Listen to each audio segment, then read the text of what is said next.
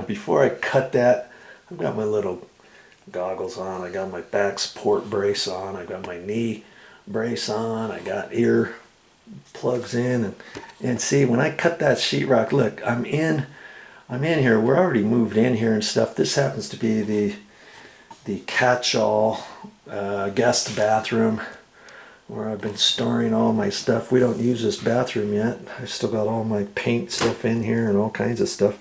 And I just use this for a storage room, but I'm going to get dust, sheetrock dust all over the place, aren't I? I probably will anyways, and I can clean it up later, but I'm going to just take some masking tape, and this is going to help. This is going to catch a little bit of it.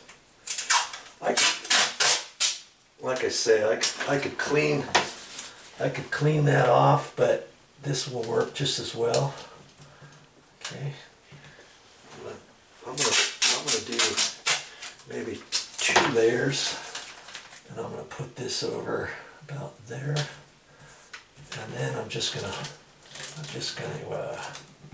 hopefully I'm gonna just kind of curl this up like that.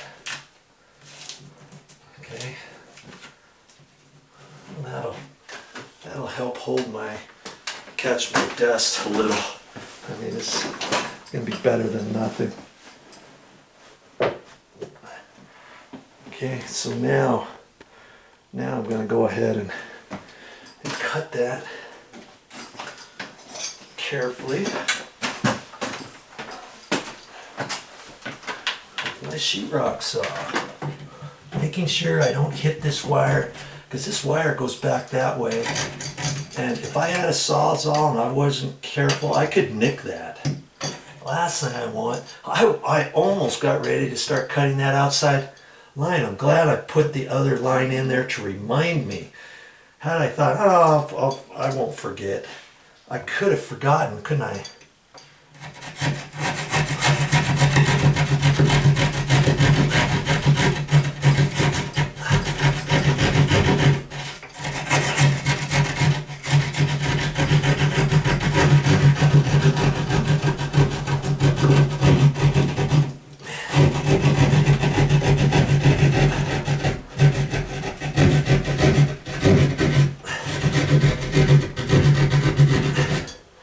Okay, I'm taking the line like I was telling you. Just slow and go. It's not a race. We're not racing anybody, are we?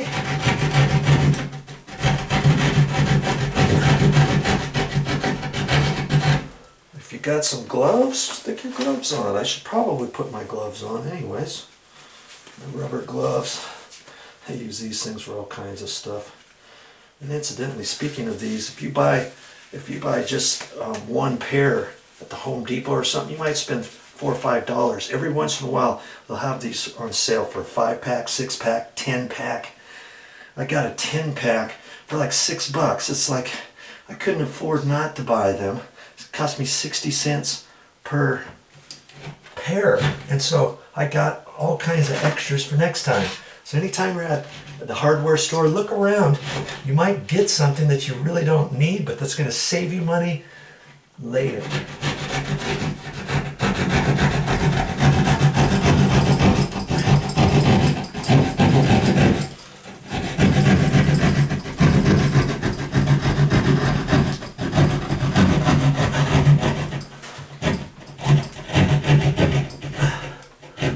Good grief, I'm almost done. Here we are.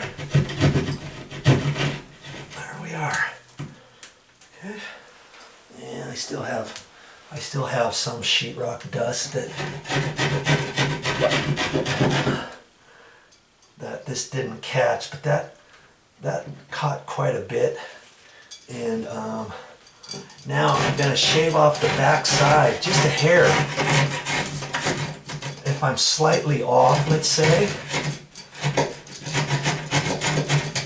it could help, right?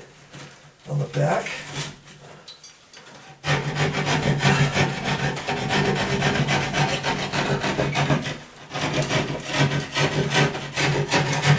Now you can can just use this and shave off any spots that you see might be high or low.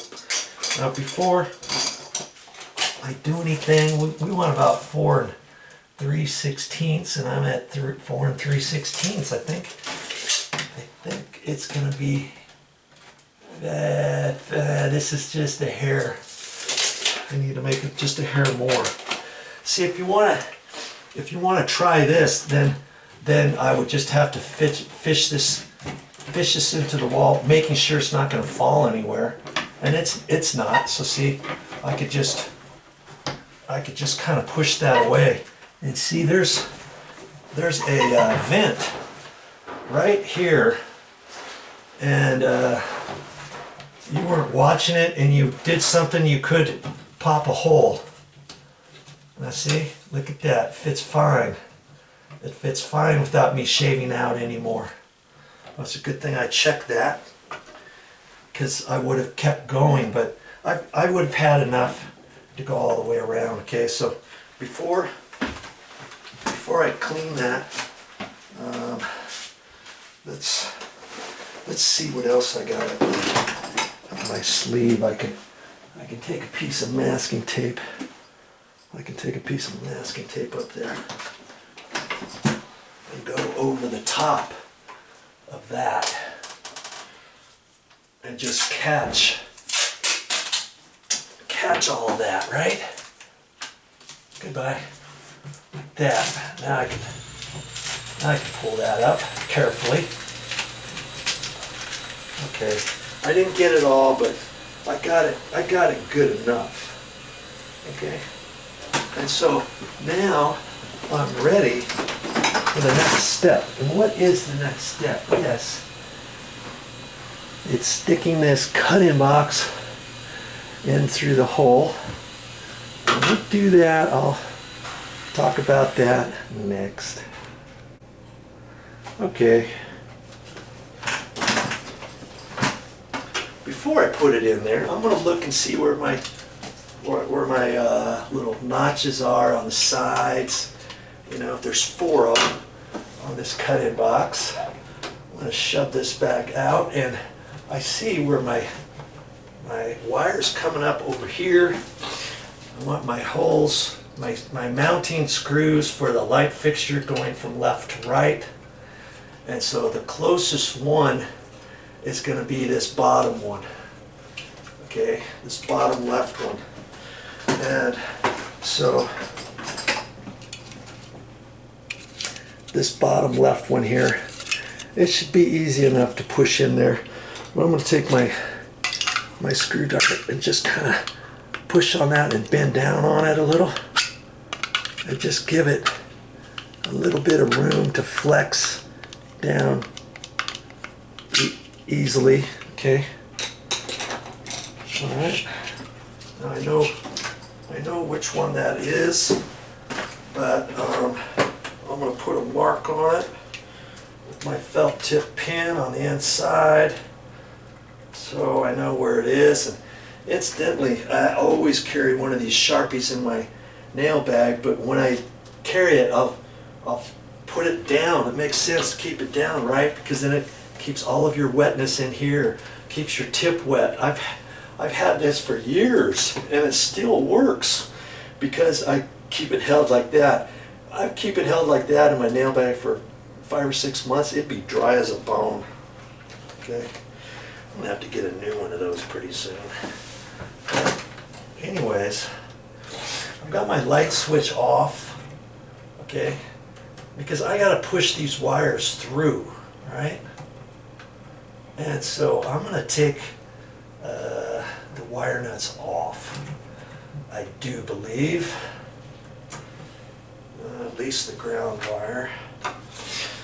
Let's just see. Yeah. There's not enough flex in there.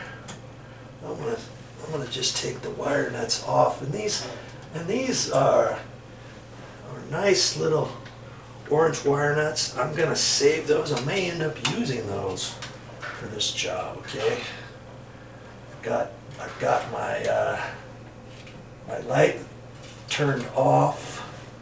And I can just push these in one at a time if I want.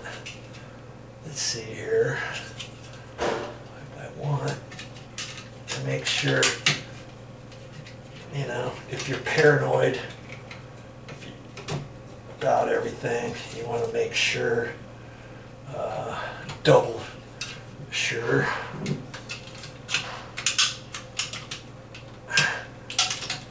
Okay, just gonna, like I say, this is not a race. Just take your time, push these through, okay, and I'm gonna just keep doing that. I've got to remember that this is gonna be facing like that, right? And so I'm doing it this, usually I don't do this, like I say, I usually pull that little piece out, this tab, and so it's easier to push my wires in, but I thought I would try this way this time, just to get it so that once I get it installed, the Romex cabling is going to be in there, and this tab is going to hold it tight, you know. If I cut the tab off, it's not going to be tight in there, it's still going to be flopping around. Granted, it's inside a wall. Nothing should ever happen to it. You know what I mean? Okay, now this next bit, I just pull that out of the way. And I'm getting the Romex cable up in there. And I don't need a whole lot. I don't have to pull all this slop inside the wall into the box. I don't want. You know, just enough to get it in there, like that. See? And I can just leave it like that. I don't have to pull any more through the box. No sense. I don't need to pull all the cable out of there. If I do, then I need to strip back more. And as it is, I've got all this extra wire sticking out of the box. You see what I mean? And I'll straighten that out later. I'm not even really concerned about that right now. I'm going to line that up where I think it needs to go. About like that. And what's the next step? Yeah, I'm going to tighten those screws up with my Phillips screwdriver, and you'll see, well, you won't see it, but you already saw how those back things are. When I tighten it, it's going to go doink. And then as I screw it, it's going to pull it onto the back side of the drywall to make it tight. Okay, that's our next step.